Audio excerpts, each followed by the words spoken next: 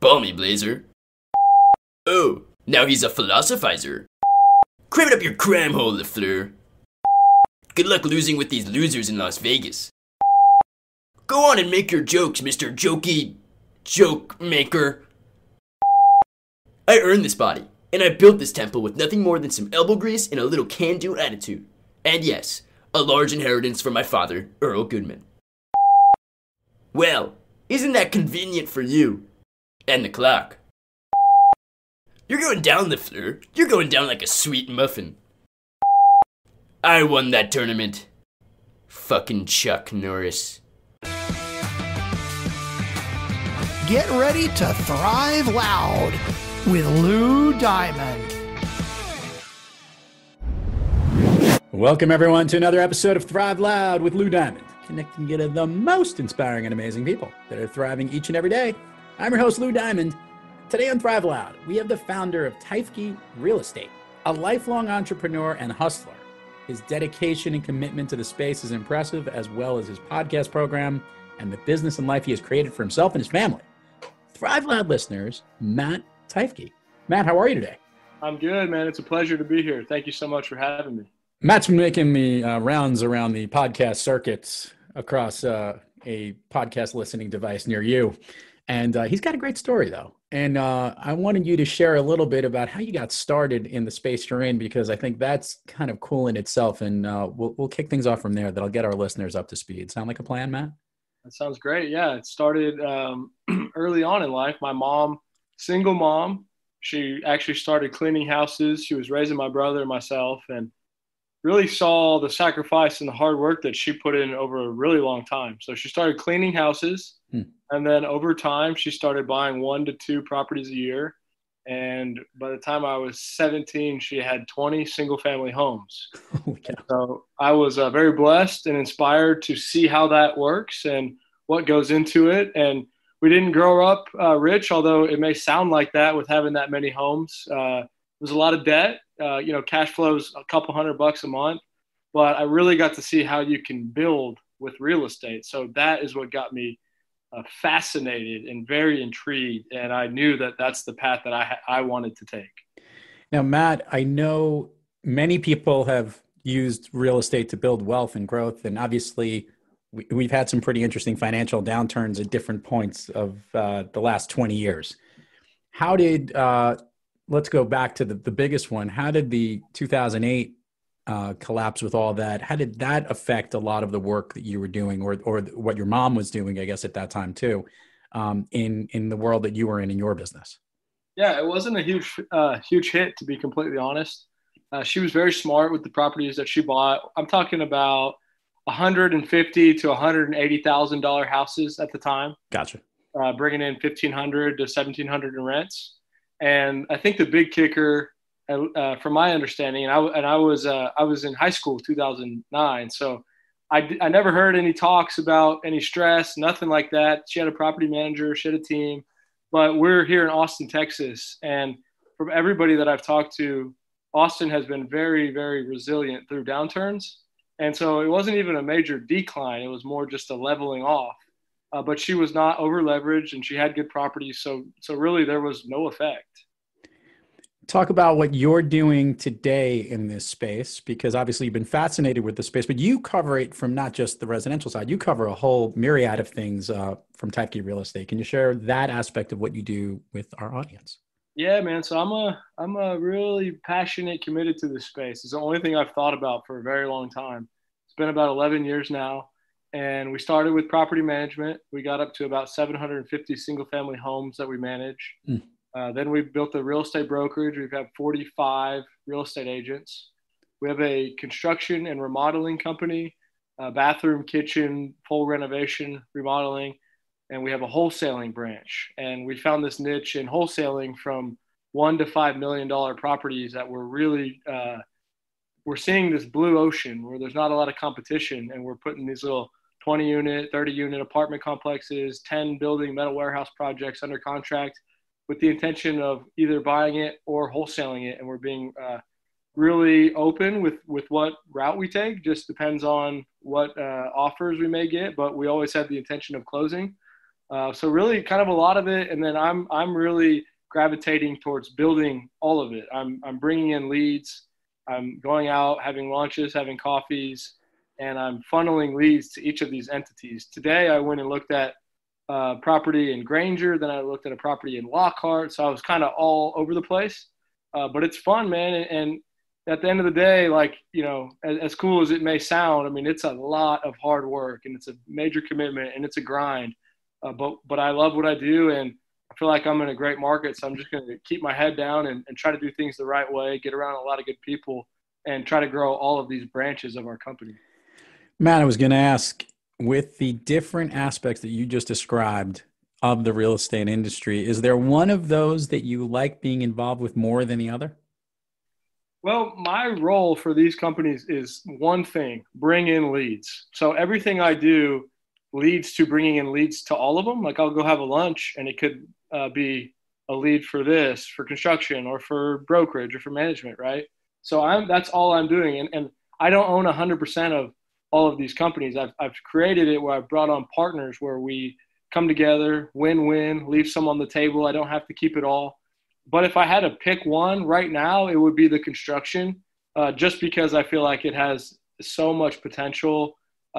They actually told me to stop bringing them leads right now because we have so many jobs. So that felt good. Like I'm holding it down right there. And it's just balancing, you know, we're in an interesting spot where we have a lot of partnerships, and you get to see the intricacies of why a partnership is valuable and also why they can be tough. You know, sometimes we're mediating and we're counselors, but we're just trying to do the best we can to have the right people to where when issues arise, we can figure it out together as a team. Matt, we're recording this in October of 2020, and obviously this has been a very unique year for all the reasons that we're all too familiar of going through this year. Any specific hits or areas or challenges or hurdles specifically related to COVID and the shutdown and all of that that affected your business? One particular area, maybe more so than not? Yeah, for sure. The biggest one would be with the property management company. We are unable to do evictions for the most part. There's some intricacies of how you can do an eviction, but if the tenant gets this form from the CDC signed saying that they've been affected, which is probably really easy for them to do, we cannot evict them. So, you know, I have a property that I own that came back to bite me. The lady was about $4,000 behind on rent, and my wife was saying we need to evict her. I said, hey, let's come up with a plan, because she told me she was willing to pay. About 3 weeks ago, the CDC announced that evictions are held off until January, and this lady called up and said, sorry, I'm not paying anymore. And so you try to do something nice, and you know, it doesn't happen all the time, but it came back to bite me. But that's the big thing. I mean, this lady owes me about 12 grand at this point. And that's real money. That's money that's coming out of my pocket. I got to pay my mortgage every month. So that's hard. And luckily, it's only been on one or two of my properties.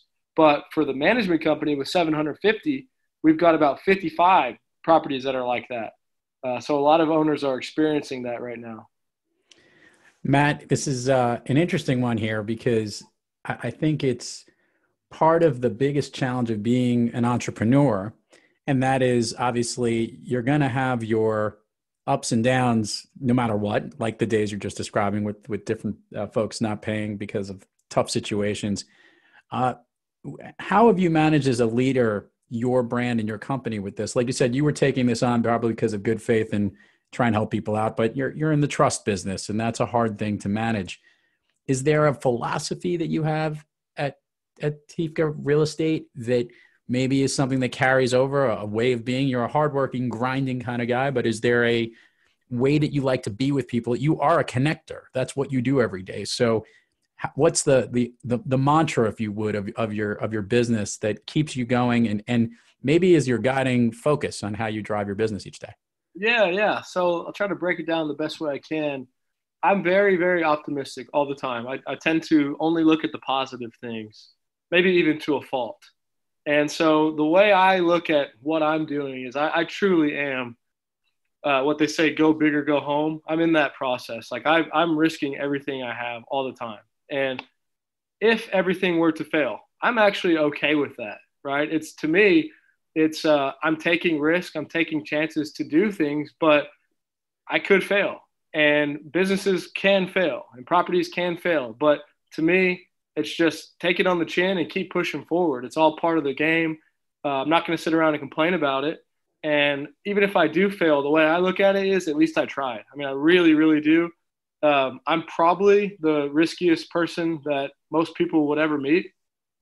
Used to have a massive gambling problem when I was in high school and college. I've lost, everything I had multiple times. I don't gamble anymore on this is on sports, football games, basketball games. I was betting on tennis in Korea at 2 a.m. in the morning. It was a real problem. But I kind of overcame it, and I still take a lot of risks, but it's more on business.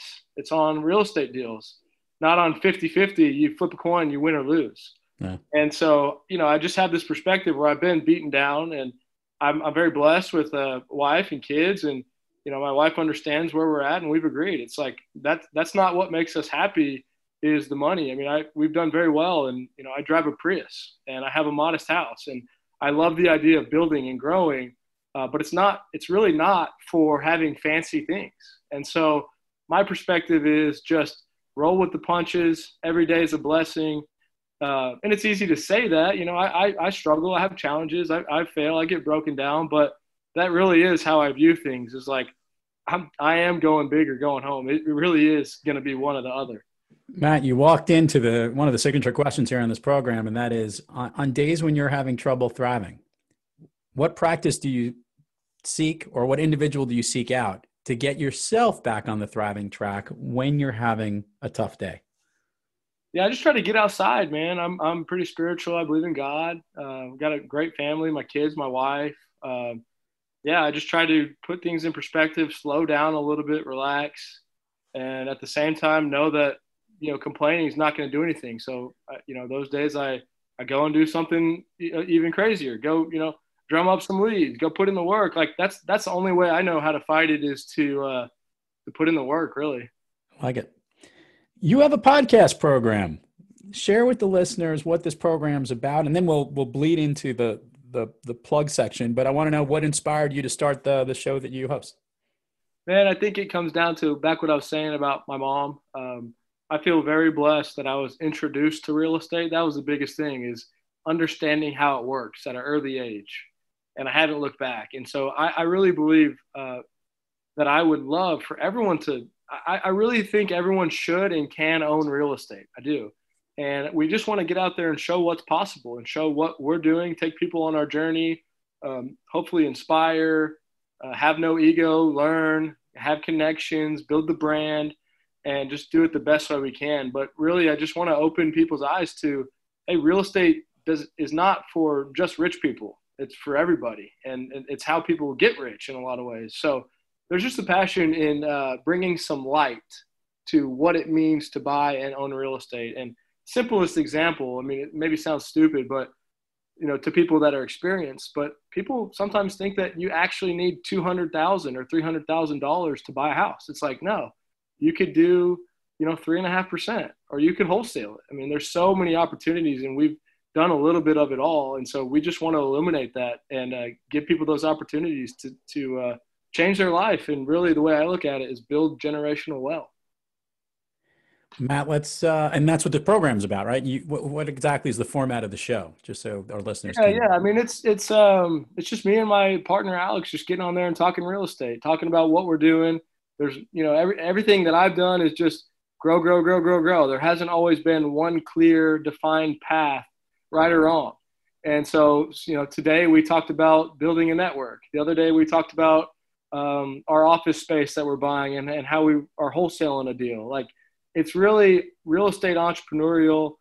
Our big thing with our real estate brokerage is we want to be the real estate brokerage that not only allows, but advocates for making money on every single aspect of real estate. So you get your license, you go to Keller Williams or someone like that, and I have all the respect in the world for them, but they teach you how to be a great agent. We want to teach people how to own real estate, how to wholesale, how to flip, like how to do exactly what we're doing. And I kind of came up with this on my own through necessity and being in this market. If I was in another market, I might be doing something different, but we're just so passionate onto helping people be very flexible, do leases, do wholesale, do subject to, do lending, do it all. And we'll help support it, and we'll preach on it, and we'll teach it as well. Matt, let's do this. Let's give the admin part of the show, if you would. Share with the places, all the places people can find you, websites, URLs, social medias, everything. We will put it all in the show notes, but it always comes better when they hear it directly from you. Sure. Yeah, we got our YouTube channel, Teifke Real Estate on YouTube. TeifkeRealEstate.com is our website. We're on Twitter. We're on TikTok. We're on Facebook. We're very, very forward thinking and putting out videos all the time. We try to do a video a day. It usually turns out to a video every other day. I'm easy to get a hold of. My email is just mattteifke@gmail.com. And yeah, we'd love to hear from anyone. Any way we can add value, we're all in. And what's the name of the program again? So we put it on the links. The podcast is The Real Estate Podcast. Perfect. That was easy. I'm actually surprised. My marketing guy said, and I don't know enough about how this works, but he's like, yeah, this is still available. And this was like a month ago or 2 months ago, because we had another one before this. We've got 200 episodes, but this one's, we've got about 12. And somehow we got The Real Estate Podcast. You go. That's a good placement and good targeting. Good timing. See, it's all about being in the right place in the right time, right? There you go. Permission, Matt, to go down Fun Street with you here on Thrive Loud. Let's get it, man. Matt, share with the listeners your all-time favorite movie. Rudy, man, The Underdog. Something about it. Maybe people think that's cheesy or corny. I don't know, but something about the underdog fighting through and never giving up on his dreams and being able to come in on that last play just gives me chills every time I watch it. I was gonna say, do you tear up? Is the only real. I do, man. I'm not gonna lie. It's impossible not to. Let's do the speed round here. I'm going to ask you a few questions. You just give whatever comes to your mind, things that pump you up, things that get you excited, pretty much things that make you thrive. That's what the theme of this whole thing is. So ready to rock and roll? Let's go. Okay. A song that pumps you up. A song that pumps me up. I love Led Zeppelin, Stairway to Heaven, man. A favorite food that isn't a dessert. Buffalo chicken wings. Favorite dessert. Fried ice cream. An activity you wish you did more of. Hiking. An activity you wish you did less of. Ooh, I don't know, man. The only thing I do is work, to be honest. Yeah, man, I wish I knew. Honestly, I have nothing there. If you could snap your fingers and go anywhere, where are you? I'm in Mexico. Matt Teifke, this is interesting. You are truly a hustler and a shaker and a mover and a shaker. And I think this is great what you're doing. Continued success for you, your real estate business, your podcast show too. Keep the episodes coming, man. They're pretty interesting stuff. And great to have you here on Thrive Loud. I appreciate your time. And I know this is hard work. So you too, man. You got a great show, and I'm honored to be here. So thank you so much. No, the pleasure is mine. And to all our listeners out there, thank you for joining us. And until next time, keep thriving onward and upward. And remember, be brief, be bright, be gone.